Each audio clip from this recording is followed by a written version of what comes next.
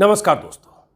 प्रधानमंत्री मोदी कैसे देश की सभी संवैधानिक संस्थाओं पर अपना और अपनी सरकार का कब्जा चाहते हैं और कैसे जब सुप्रीम कोर्ट इसमें दखल देता है, जब उनके मंसूबे को नाकाम करता है, कोई ऐसी प्रक्रिया बना देता है, तो कैसे प्रधानमंत्री मोदी की सरकार सुप्रीम कोर्ट के फैसले को उलटने के लिए संसद का सहारा लेती है, उसकी मिसाल है वो खबर जो मैं आपको बताने जा रहा हूं। इससे आपको अंदाजा लगेगा कि प्रधानमंत्री मोदी 56 इंच के सीने वाले विश्वगुरु, जिन्हें गुमान है 300 से ज्यादा सीटों का, अहंकार है कि देश की सत्ता जनता ने उन्हें सौंपी है, जो मर्जी जैसा मर्जी फैसला कर सकते हैं, वही प्रधानमंत्री सुप्रीम कोर्ट के चीफ जस्टिस DY चंद्रचूड़ या सुप्रीम कोर्ट के जजों से कितना डरते हैं।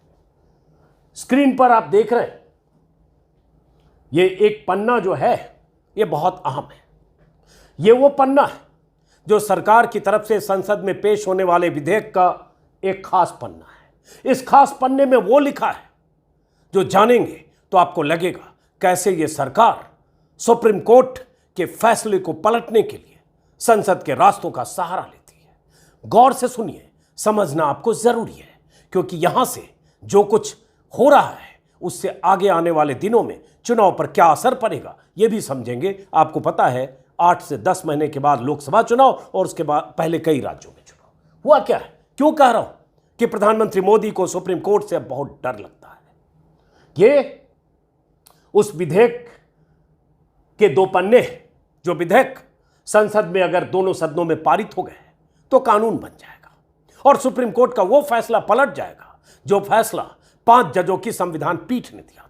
उस फैसले में क्या कहा था सुनिएगा। उस फैसले में जजों की कही गई बातें सरकार पर हंटर की तरह थी, लेकिन सरकार ने क्या किया वो अब देखिए क्या करने जा रही है, उस मंशा को समझिए। ये इस विधेयक का नाम है, स्क्रीन पर लिखा है, the chief election commissioner and other election commissioners appointment conditions of service and term of office bill 2023। ये बिल पेश होना है। ये ब्रेकिंग न्यूज है जो खबर आ रही है। अब इस बिल में एक पैराग्राफ है जिसको हमने पीली लाइन से घेरा है। इस पैराग्राफ में क्या लिखा है और क्यों मैंने कहा कि सरकार कब्जा चाहती है हर संवैधानिक संस्था पर और चुनाव आयोग पर, तो खास तौर से नियुक्तियों पर कब्जा। नियुक्ति कैसे हो यह सरकार तय करना चाहती है, किसी का दखल ना हो, और सुप्रीम कोर्ट का, CJI का, वो तो बिल्कुल ना हो। इसमें लिखा हुआ है एक पैराग्राफ में, सिलेक्शन कमेटी का जिक्र करते हुए इसको थोड़ा बड़ा करता हूं और उसके बाद आज आपको विस्तार से बहुत कुछ बताने वाला हूं। और हमारे एक वरिष्ठ पत्रकार सहयोगी हैं NK सिंह, कायदे कानून संविधान के विशेषज्ञ, वो भी इसी वीडियो में आगे कुछ बताएंगे उनके हवाले से। अब देखिए गौर से। और उसके बाद सुप्रीम कोर्ट ने कितने तमाचे मारकर ये फैसले किए थे संविधान पीठ ने, वो भी आगे। इसमें क्या लिखा है, the chief election commissioner and other election commissioners shall be appointed by president on the recommendation of a selection committee consisting of selection committee में कौन लोग होंगे और क्यों सुप्रीम कोर्ट ने कुछ और प्रावधान किए थे। इस कमेटी में जो चुनाव आयुक्तों की नियुक्ति करेगी कमेटी, उस कमेटी में होंगे प्रधानमंत्री, ठीक है, होना भी चाहिए, सरकार के मुखिया, चेयरपर्सन। दूसरा, उस कमेटी में एक सदस्य होंगे leader of opposition in the house, सही है, होना चाहिए, LOP को होना चाहिए, ऐसे CBI डायरेक्टर की नियुक्ति होती है। तीसरा, union cabinet minister to be nominated by the prime minister member, जो तीसरे मेंबर है। सारा खेल इस तीसरे मेंबर पर है, जिसको सुप्रीम कोर्ट ने तीसरे मेंबर पर CJI का होना तय किया था, CJI या उनकी तरफ से सुझाए गए कोई जज। तो अब यहां क्या कर दिया, ये जो कानून अगर संसद में पास हो गया है, विधेयक जब कानून बनेगा, कि अब जो तीसरा सदस्य होगा वो यूनियन कैबिनेट का कोई सदस्य होगा, नॉमिनेटेड बाय प्राइम मिनिस्टर, मतलब प्राइम मिनिस्टर भी सदस्य होंगे और एक इनका ये भी होगा, वो जिसको चाहेंगे वो होंगे। तो अगर 3 सदस्य हैं, लीडर ऑफ अपोजिशन ने अगर डिसेंट नोट दिया, सहमति जताई, कोई फर्क नहीं पड़ता, 3-2-1 से फैसला होगा, जैसे CBI के डायरेक्टर में होता है। तो ये सरकार क्यों करने जा रही है, क्यों पलटना चाह रही है सुप्रीम कोर्ट के उस फैसले को, इसको समझिए। और क्यों सुप्रीम कोर्ट ने इतनी बड़ी बड़ी बातें कह दी थी चुनाव आयुक्तों को लेकर, उसको भी समझिए बहुत बारीकी से। इसमें क्या है, सुप्रीम कोर्ट ने जो पहले कहा था उसके मुताबिक जो प्रावधान था, उसमें सुप्रीम कोर्ट ने क्या किया था और क्यों सुप्रीम कोर्ट को करना पड़ा था। अब ये आई यह सुप्रीम कोर्ट ने जब फैसला दिया था 5 जजों की संविधान पीठ में, उस संविधान पीठ में कौन जज थे, ये सामने स्क्रीन पर गौर से सुनते जाइए। Chief justice of India Chandrachud का डर है प्रधानमंत्री मोदी में कि सुप्रीम कोर्ट के फैसले को पलटने के लिए संसद का रास्ता, बहुमत का रास्ता अख्तियार कर रहे हैं। 5 जज जिसमें थे, हेडेड बाय जस्टिस जोसेफ थे जो अब रिटायर कर गए, उसमें अजय रस्तोगी थे, ऋषिकेश रॉय थे, अनिरुद्ध बोस थे और सीटी रवि कुमार थे। 5 जजों की संविधान पीठ ने फैसला दिया। फैसला क्या दिया था?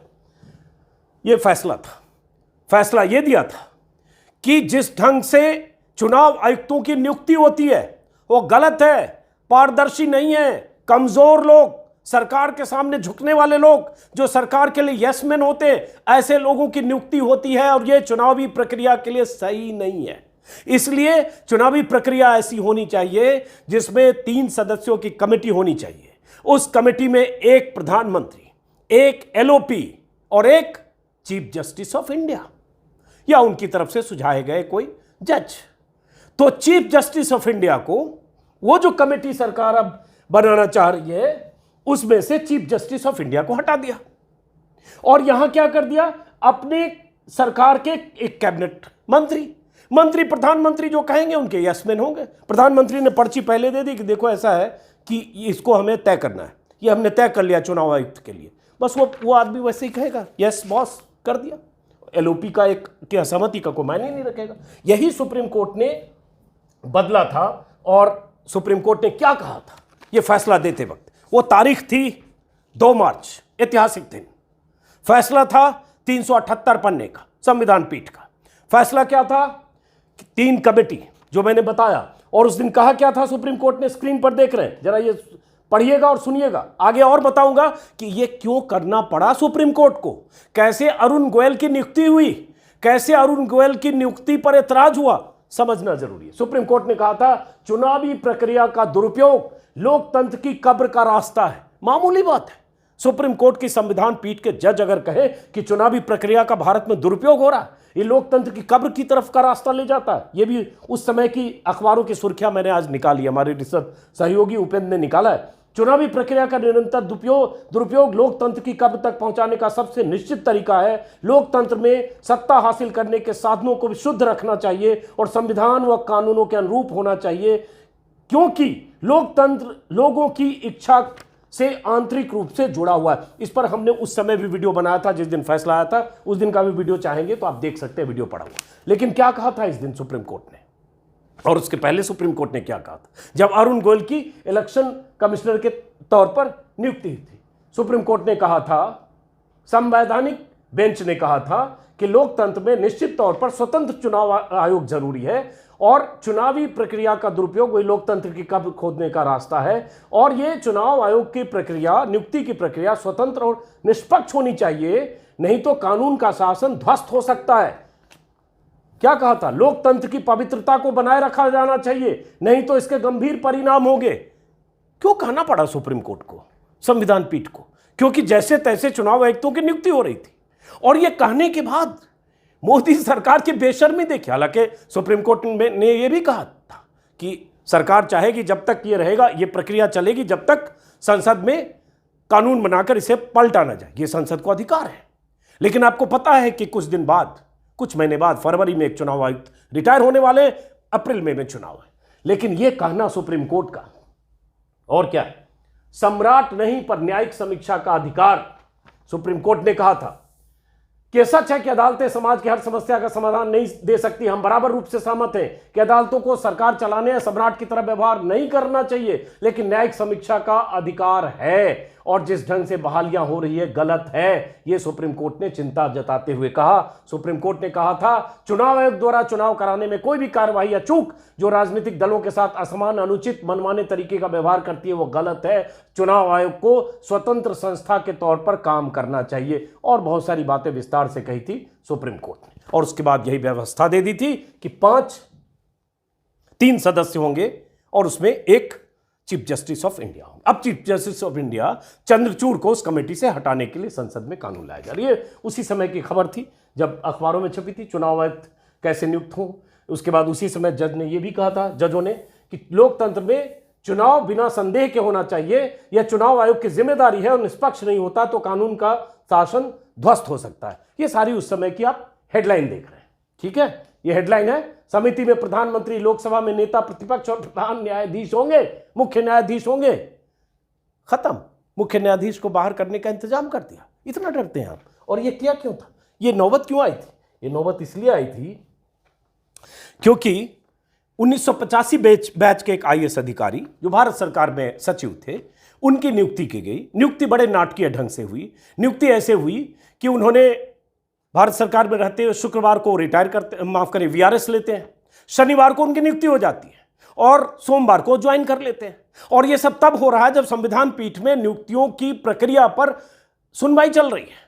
वो सुनवाई जो कई याचिकाओं को एक साथ क्लब करके संविधान पीठ को सौंपी गई थी, उस सुनवाई के बीच में अरुण गोयल की नियुक्ति होती है। और जब नियुक्ति होती है, नियुक्ति के दूसरे या तीसरे दिन, मेरे ख्याल से एक ही दिन, 2 दिन बाद, फिर सुनवाई की तारीख पर संविधान पीठ के जज क्या कहते हैं, गौर से सुनिएगा, फिर बाकी एनके सिंह से भी समझिएगा।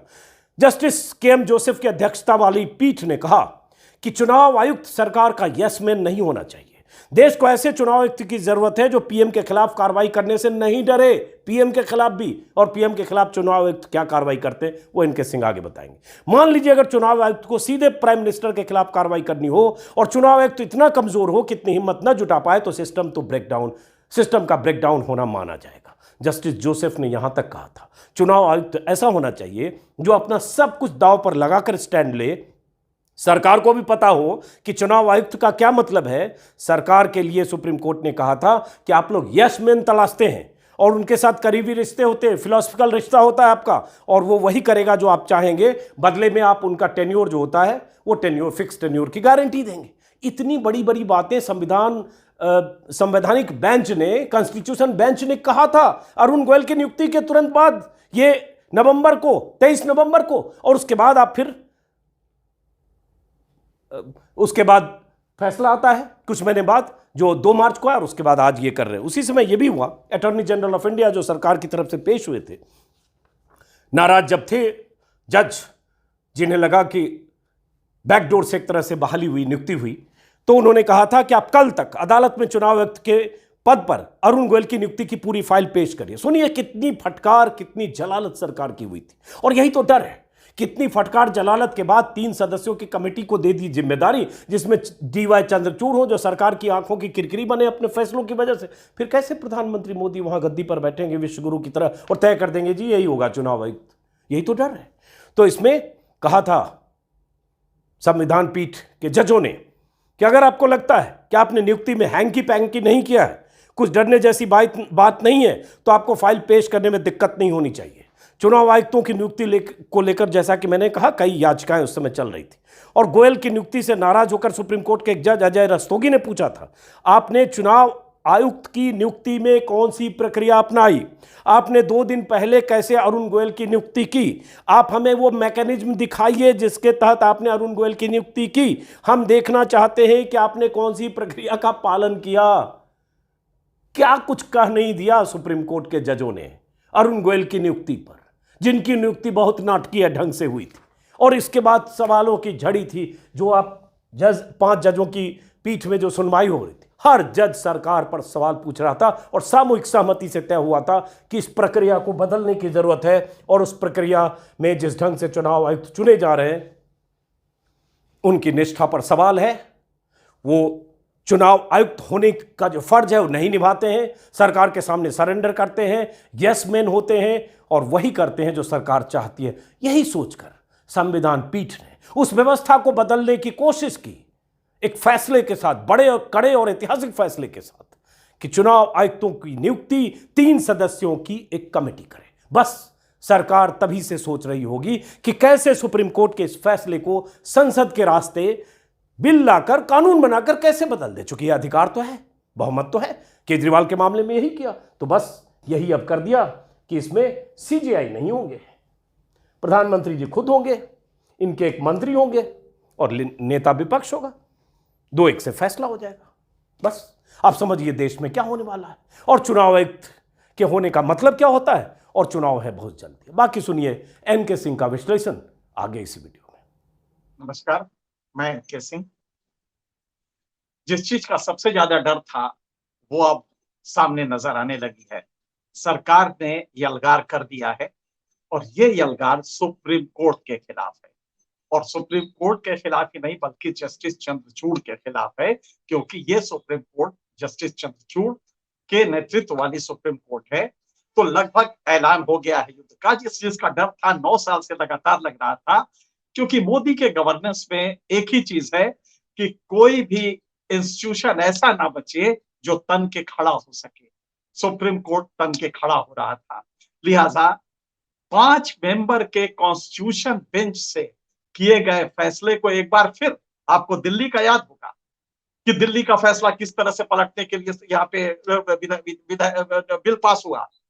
अब सरकार की कोशिश है, एक नया बिल ला रही है जो कि राज्यसभा में इंट्रोड्यूस किया जा रहा है और लोकसभा में पारित करने जा रही है, जिसमें इलेक्शन कमीशन के अपॉइंटमेंट के लिए जो सुप्रीम कोर्ट ने तजवीज किया था कमिटी, जिसमें कि prime minister, chief justice of India, leader of opposition, ये 3 लोग थे, उसको खारिज करके नया कानून ला रही है, जिसमें अब फिर वही होगा, सरकार की प्राथमिकता होगी, सरकार करेगी और चीफ मिनिस्टर को चीफ जस्टिस को उसमें से हटा दिया गया है।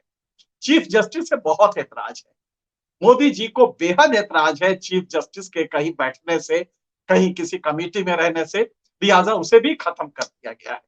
इस कानून के तहत न केवल इतना है बल्कि यह कहा गया है कि इसके जो फैसले होंगे, इसका क्लॉज 7 सब क्लॉज 2 में कहा गया है कि इसके जो फैसले होंगे, अगर कोरम नहीं है या अन्य कोई स्थिति है तो इसको इनवैलिड नहीं किया जा सकता। मतलब सरकार जो चाहेगी वो करेगी और कोई इसमें कुछ बोल नहीं सकता। नई जो कमेटी बनेगी कानून के तहत, उसमें प्राइम मिनिस्टर महोदय होंगे, उसमें एक कैबिनेट मंत्री होगा और एक लीडर ऑफ ऑपोजिशन। वो लीडर ऑफ ऑपोजिशन अगर फॉर्मल नहीं है तो जो लार्जेस्ट सिंगल पार्टी है उसका लीडर होगा, ये कहा गया है। मतलब कि वो बेचारा अकेला रहेगा और वर्चस्व सरकार का होगा। आप गौर कीजिएगा, 2 मार्च की बात है, 2 मार्च को ये फैसला आया था और फैसला क्या था, ये कहा गया कि इलेक्शन कमीशन को सरकार का पिट्ठू नहीं, बड़े अफसोस की बात है, ये बात सुप्रीम कोर्ट ने के 5 जजेस ने कही थी। और आपको ताज्जुब होगा कि कॉन्स्टिट्यूशन बेंच का अगर यूनानिमस डिसीजन है, सर्वसम्मति से है, तो उसमें फोर्स ऑफ लॉ होता है, उसका सम्मान आमतौर पे कोई भली गवर्नमेंट तो नहीं उसको उसके प्रति अमर्यादित होती है। और उसमें कहा गया था कि साहब अजीब सी स्थिति है, सुप्रीम ये इलेक्शन कमीशन सरकार की को सजदा कर रही है और सिर्फ इसलिए कर रही है कि सरकार के उसको एहसान मानती है कि अपॉइंट किया है सरकार ने, ये एहसान मान के वो पूरे जिंदगी उसके तलवे के नीचे रहती है। लगभग इस तरह का भाव सुप्रीम कोर्ट ने व्यक्त किया था और ये कहा था कि जब तक पार्लियामेंट कानून नहीं बनाता तब तक chief justice of India, prime minister और लीडर ऑफ ऑपोजिशन, ये तीनों आगे अपॉइंट करेंगे। अब सरकार ने ये जल्दी क्यों की बिल लाने में और किसी तरह चीफ जस्टिस को इसमें से रास्ते से हटाने के लिए? उसके पीछे एक ही राज है, इनको फरवरी में एक इलेक्शन कमिश्नर रिटायर हो रहे हैं, अनूप चंद्र। अब उनको अपना वाला फिर से अपॉइंट करना है, लिहाजा वो नहीं चाहेंगे कि चीफ जस्टिस इंडिया इसमें बैठे, लिहाजा कानून आ गया।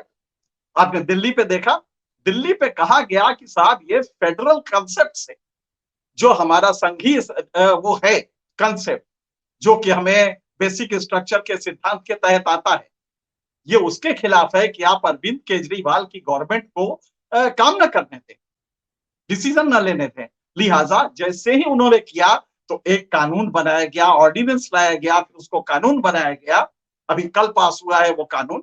और अब कहा गया है कि नहीं साहब, करेंगे तो हम ऐसा ही, केंद्र ही रहेगा सबसे आगे, केंद्र और लेफ्टिनेंट गवर्नर मिलकर करेंगे। मतलब कोई भी संस्था जो ताकत से उफ कर सकती है, जो ऐतराज कर सकती है मोदी के सिस्टम में, वो गवारा नहीं है। लिहाजा ये नया बिल आ रहा है और नया बिल सुप्रीम कोर्ट पे एक यलगार होगा, एक युद्ध की घोषणा होगी क्योंकि 5 मेंबर के जज ने कहा है कि आप केचुआ मतलब ऋण विहीन लोगों को ला रहे हैं। हुआ यह था कि 2015 में कहा गया कि साहब आज तक सुप्रीम कोर्ट ने आर्टिकल 324 सब क्लॉज 2 में है कि साहब पार्लियामेंट को कानून बनाती है, जब तक नहीं बनाती तब तक राष्ट्रपति चुनाव करेगा इलेक्शन कमिश्नर का। राष्ट्रपति का मतलब केंद्र सरकार। पार्लियामेंट ने 70 साल से कोई कानून नहीं बनाया। चलिए साहब, कानून तो नहीं बनाया। अब इसमें यह था कि सुप्रीम कोर्ट पे जब आया तो सुप्रीम कोर्ट ने कहा भाई ये मामला सुप्रीम कोर्ट में कभी नहीं आया है, लिहाजा 2018 में बहुत सारे केसेस एक साथ आए तो सुप्रीम कोर्ट ने कहा हम सुनेंगे। 2 मेंबर के बेंच ने जब देखा कि इशू बड़ा है, आर्टिकल 324 सब क्लॉज 2 जिसमें पार्लियामेंट को कहा गया है कि आप कानून बनाइए, ये मुद्दा है, तो उन्होंने कहा नहीं साहब ये तो कॉन्स्टिट्यूशन बेंच जाएगा, और कॉन्स्टिट्यूशन बेंच ने उसको सुनना शुरू किया। आप ताजुब करेंगे, 18 नवंबर को कॉन्स्टिट्यूशन बेंच ने शुरू किया सुनना। 19 नवंबर को 24 घंटे के अंदर सरकार ने एक अपॉइंटमेंट कर दिया। गोयल साहब का अपॉइंटमेंट 24 घंटे में हुआ। एक दिन पहले वो बीआरएस लेते हैं, सेवा से निवृत्त होते हैं, और 24 घंटे में उनको इलेक्शन कमिश्नर, ताकि सुप्रीम कोर्ट कोई कमेंट ना कर पाए। सुप्रीम कोर्ट ने इसको भी संज्ञान में लिया। बड़े अफसोस से कहा कि साहब क्या अब हम लोग कोई टीएन सेशन नहीं पा पाएंगे? क्या अब टीएन सेशन हमारे यहाँ नहीं पैदा होते? क्या टीएन सेशन ऐसा कोई दोबारा नहीं आ सकता? और वजह क्या थी सुप्रीम कोर्ट की इस लैंग्वेज की, इस नाराजगी की? आपको याद होगा, एक अशोक लवासा टीएन सेशन का वो तेवर हुआ करता था कि सरकार ने कहा कि साहब हम आपको वो नहीं देंगे। इलेक्शन था पश्चिम बंगाल का और टीएन सेशन ने मांगा फोर्सेस। सरकार नाराज थी। 2090 में टीएन सेशन आए थे और 6 साल रहे। सरकार से कहा चुनाव के लिए हमें वो चाहिए, पैरामिलिट्री चाहिए। सरकार ने कहा कि नहीं है हमारे पास, तो टीएन सेशन ने कोई बात नहीं, और ये कह के इलेक्शन रुकवा दिया। सरकार के पसीने छूट गए, अगले दिन ही पूरी फोर्स जाने लगी। ये ताकत थी टीएन सेशन की। इसके बरक्स आप दूसरा देखें, इतने सालों में मोदी ने किस तरह रीढ़ विहीन किया इलेक्शन कमीशन को। इलेक्शन कमीशन में 2 इश्यूज आए कि मोदी जी और अमित शाह ये दोनों वायलेट कर रहे हैं मॉडल कोड ऑफ कंडक्ट। समय से ज्यादा वो किया। एक में स्पीच दिया उन्होंने कि साहब उन्होंने मेरे 40 मारे थे, मैंने घुस के 42 मार दिए। ये सेना को इस्तेमाल नहीं किया जाता है, ये वायलेशन था। अशोक लवासा जो तीसरे इलेक्शन कमिश्नर थे, उन्होंने ऐतराज किया कि बिल्कुल वायलेशन है, लेकिन बाकी दोनों ने मिलके, और सिर्फ वो ये चाहते थे कि आप ठीक है, आप मेजॉरिटी में 2 आदमी हैं, चीफ इलेक्शन कमिश्नर और दूसरा इलेक्शन कमिश्नर, लेकिन हमारा विरोध तो दर्ज कर लीजिए। लवासा का विरोध भी नहीं दर्ज हुआ, उसको रिकॉर्ड में नहीं लिया गया, और प्राइम मिनिस्टर और होम मिनिस्टर को क्लीन चिट दे दिया। अमित शाह साहब को भी क्लीन चिट और प्राइम मिनिस्टर को भी। ऐसा ही तो हमें इलेक्शन कमिश्नर चाहिए। तन के खड़ा होने वाला एक इलेक्शन कमिश्नर क्या हो गया? क्यों ले चाहेंगे हम? तो लिहाजा अब हमें उसी तरह का इलेक्शन कमिश्नर चाहिए। तो ये जो नया बिल आ रहा है, इसमें सेक्रेटरी रैंक का आईएएस क्लॉज में है कि हम सेक्रेटरी रैंक के आईएएस लेंगे, और इसके लिए एक सर्च कमेटी होगी। सर्च कमेटी 5 नाम भेजेगी, और 5 नाम में से प्राइम मिनिस्टर और एक यूनियन मिनिस्टर कैबिनेट रैंक और एक लीडर ऑफ अपोजिशन भी चाहिए। बेचारा लीडर ऑफ अपोजिशन क्या करेगा? लिहाजा हम अपने पिट्ठू लोगों को इलेक्शन कमीशन में बैठा देंगे। अशोक लवासा की दुर्गति क्या हुई आप जानते हैं? एक बार उस बेचारे ने मुंह खोला था, उसके परिवार को बर्बाद कर दिया गया, उसके ऊपर रेड्स हुए, वो सब कुछ हुआ जो नहीं होना चाहिए था। अशोक लवासा लगभग खत्म हो गए। आपको जस्टिस लोया का केस तो याद होगा।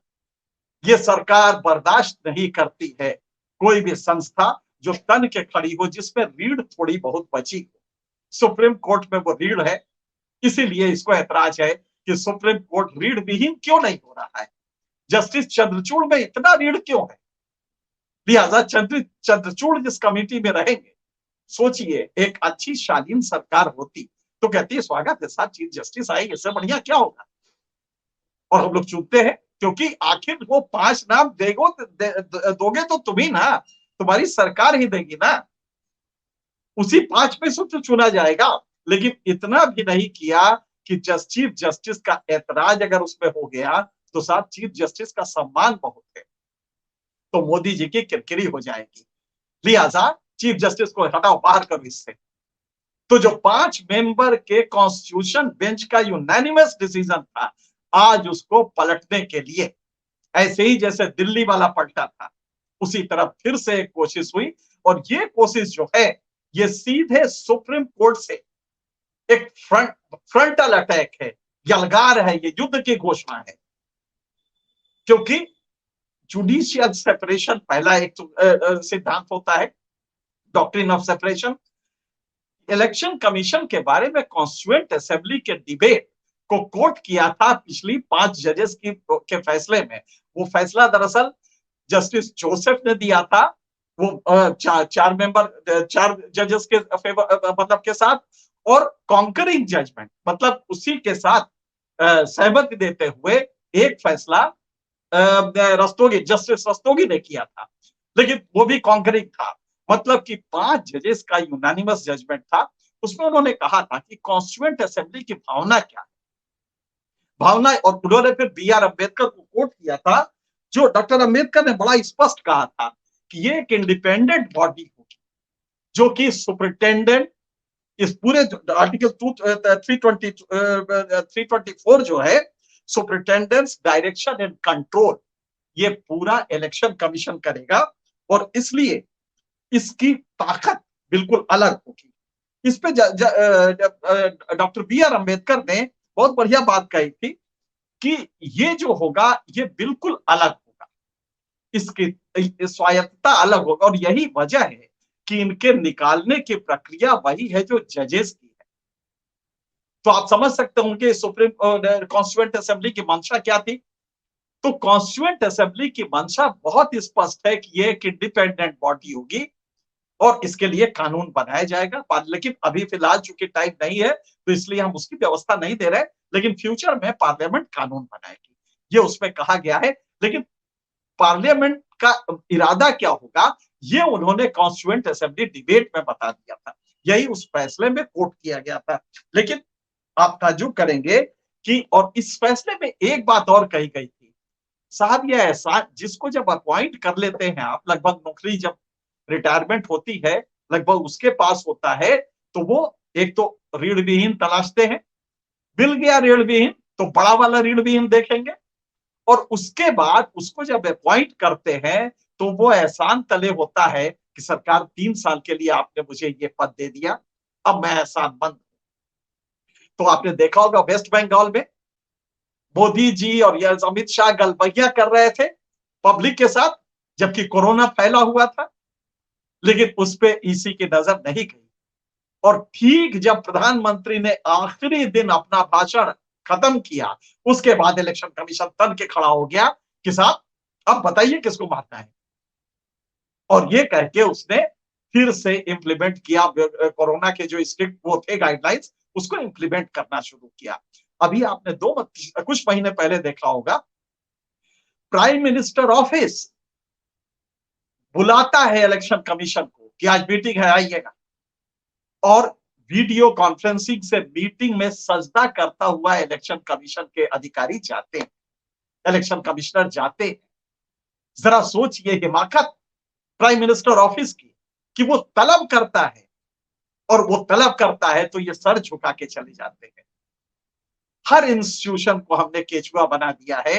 एक सुप्रीम कोर्ट बचा था तो उसको हम बिल ला के ला रहे हैं, हम इतने कानून बना देंगे कि सुप्रीम कोर्ट हिल नहीं पाएगा। ये अलग बात है कि डॉक्ट्रिन ऑफ बेसिक स्ट्रक्चर अभी भी सुप्रीम कोर्ट के पास है, और पूरा का पूरा भारत की जनता जानती है कि सुप्रीम कोर्ट अगर इस देश को कोई बचाने जा रहा है तो वो सुप्रीम कोर्ट ऑफ इंडिया है, जो कि चंद्रचूड़ की सदारत में है। लिहाजा आप कर तो नहीं पाएंगे। जैसे यही बिल जो आया है, ये जो सेपरेशन ऑफ पावर और जो इंस्टीट्यूशन की इंडिपेंडेंस है उसके खिलाफ होगा, क्योंकि प्राइम मिनिस्टर नामित कौन करेगा, इनके सेक्रेटरी, 5 लोग नाम दे देंगे, और फिर प्राइम मिनिस्टर, उन्हीं का एक कैबिनेट मिनिस्टर, और फिर एलओपी को कौन पूछता है? लीडर ऑफ अपोजिशन को कोई भी साथ है? अकेला होगा बेचारा, बहुत ज्यादा करेगा तो अपना प्रोटेस्ट दर्ज करा देगा। क्या होता है उससे? तो आप समझ सकते हैं। अब इस जजमेंट पे एक चीज और कही गई है कि साहब ये केचुआ बन जाते हैं, लिहाजा इनके लिए सेपरेट सेक्रेटेरिएट हो, सेपरेट कंसोलिडेटेड फंड से इनका पैसा आए, जो कि सरकार के मोहताज ये पैसे के ना हो। अगर इनको पैसे की जरूरत है इलेक्शन कमीशन को इलेक्शन कराने के लिए, तो ये सेपरेट फंड से आए। इल्ले कर दिया सरकार ने, क्योंकि तब तो वो वाकई बड़ा पावरफुल हो जाएगा इलेक्शन कमिश्नर। ना, ये नहीं करेंगे, तो ये फंड वगैरह की सारी बातें खारिज कर दी। उस कानून में इसकी कोई व्यवस्था नहीं है। फंड वही सरकार बहादुर देंगे, ताकि कार का पेट्रोल भी इलेक्शन कमिश्नर अगर भरवाएगा तो सरकार से हाथ जोड़ के गए, सरकार हमें पेट्रोल का पैसा दे दो ना। ये स्थिति बनने जा रही है। ये मोदी सरकार आखिरी जो एक किला बचा था, जो तन के खड़ा होके करता था, आज उसके भी खिलाफ युद्ध की घोषणा स्पष्ट कर दी है। क्योंकि चंद्रचूड़ साहब इनकी आंख की किरकिरी है, और चंद्रचूड़ साहब रहे और फरवरी में हमें नया ईसी लाना है, तो भला कैसे होगा? क्योंकि वो पूछ देंगे ना कि पांचों में थोड़ा कम रीढ़, जिसकी रीढ़ थोड़ा तंती हो, वही वाला ले आइए। इस पे भी एतराज है मोदी जी को। तो लिहाजा ये कानून अब ये पास कराने जा रहे हैं। आप समझ सकते हैं कि किस प्रकृति में ये गवर्नेंस हो रहा है और किस प्रकृति से ये चलाना चाहते हैं। इसी फैसले में आपको याद होगा कि बहुत स्पष्ट कहा गया था कि हमें एक ऐसे ईसी की जरूरत है जो कि तन के खड़ा हो। ये सुप्रीम कोर्ट ने कहा था। सरकार को ये मंजूर नहीं है। जरूरत है एक ऐसे ईसी की जो पीएम के खिलाफ भी खड़ा हो सके। अरे साहब, ऐसी बात ना करिए। आप सुप्रीम कोर्ट हैं, आप 5 मेंबर कॉन्स्टिट्यूशन बेंच है, आप यूनानिमस डिसीजन देते हैं, लेकिन ऐसे इसमें तो हम मर जाएंगे। अगर वो तन के खड़ा हो गया, एक संस्था भी आज भारत में सुप्रीम कोर्ट के अलावा अगर तन के खड़ी हो जाए, तो मोदी जी को बहुत महंगा पड़ जाएगा, क्योंकि गलतियां ही गलतियां हैं। तो लिहाजा कोई भी संस्था रीढ़ ना रहे, ये सुनिश्चित मोदी जी करने जा रहे हैं। और उसका एक ही मकाम है जो कभी कभी चैलेंज करता है, वो है सुप्रीम कोर्ट। तो लिहाजा सुप्रीम कोर्ट के इस फैसले को आपने दिल्ली सरकार वाला देखा। दिल्ली सरकार का यही था कि भाई डॉक्ट्रिन ऑफ बेसिक स्ट्रक्चर के तहत इलेक्टेड गवर्नमेंट एक चपरासी भी न नियुक्त कर पाए बिना एलजी के इशारे के या सेंट्रल गवर्नमेंट के, तो ये कैसा व्यवस्था है? तो ये फेडरल हमारे कंसेप्ट के खिलाफ है। यही सुप्रीम कोर्ट ने कहा था और ये भी कॉन्स्टिट्यूशन बेंच ने कहा था। लेकिन सरकार ने पलट दिया, एक ऑर्डिनेंस लाके फिर उसको बिल और कानून बना के। अब ये दूसरा हमला है सुप्रीम कोर्ट पे कि तुम जाओगे कहां? पार्लियामेंट हमारे पास है। शायद सरकार ये भूल रही है कि जब तक इस देश में डॉक्ट्रिन ऑफ बेसिक स्ट्रक्चर रहे, तोड़ना तो आप उसको भी चाहते हैं। एनजेएसी ला के 2015 में मोदी जी ने आते आते पहला काम किया कि पहले सुप्रीम कोर्ट को रखो, लिहाजा एक नेशनल जुडिशियल अकाउंटेबिलिटी कमीशन बनाया। लेकिन सरकार, यही सुप्रीम कोर्ट थी, इसने कहा कि ना, जुडिशियल सेपरेशन का डॉक्ट्रिन चलेगा और जुडिशियल पावर बिल्कुल अलग होंगी। लिहाजा सरकार कॉलेजियम सिस्टम आज भी है और जजेस उसी हिसाब से अपॉइंट हो रहे हैं। वरना मोदी जी तो ले गए थे, इसको भी केचुआ बना दिया होता। लेकिन ये तो कहिए कि जजेस कुछ तन के खड़े हो गए, और आज जो डिस्पेंसेशन है सुप्रीम कोर्ट का, वो बिल्कुल अलग है। मोदी जी को अगर अपनी जिंदगी का एक कोई थॉर्न इन द प्लेस, आंख की किरकिरी है, तो वो हम आप नहीं है, वो है सुप्रीम कोर्ट, और उसमें भी जस्टिस डीवाई चंद्रचूड़। लिहाजा वो हर कोशिश करेंगे कि सुप्रीम कोर्ट की किसी तरह गरिमा गिराई जाए और जो जो बात कही है उसके खिलाफ काम किया जाए। आखिर पार्लियामेंट तो हमारी जेब में है ना। और ये बात सच है कि पार्लियामेंट में बहुमत के टायरेनी, बहुमत का आतंक दिखा के आप वो सब कुछ कर रहे हैं जो आप कर सकते हैं। बहुमत में बोलने नहीं देंगे। आपने देखा राहुल गांधी के मेन जो बयान थे वो काट दिए गए, और किस तरह से एक बड़े मुद्दे को अमित शाह ने किस तरह से उसको खिलवाड़ कर दिया। एक सेंटेंस में भी जो दंगा वाला कांड हुआ था, एक सेंटेंस में भी उसको नहीं दिया।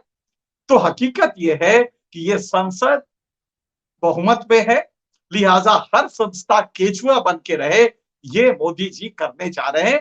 और ये जो एक अटेम्प्ट है, ये फ्रंटल अटैक है, सुप्रीम कोर्ट पे युद्ध का लगभग एक ऐलान है, और वो भी जब चुनाव सामने है।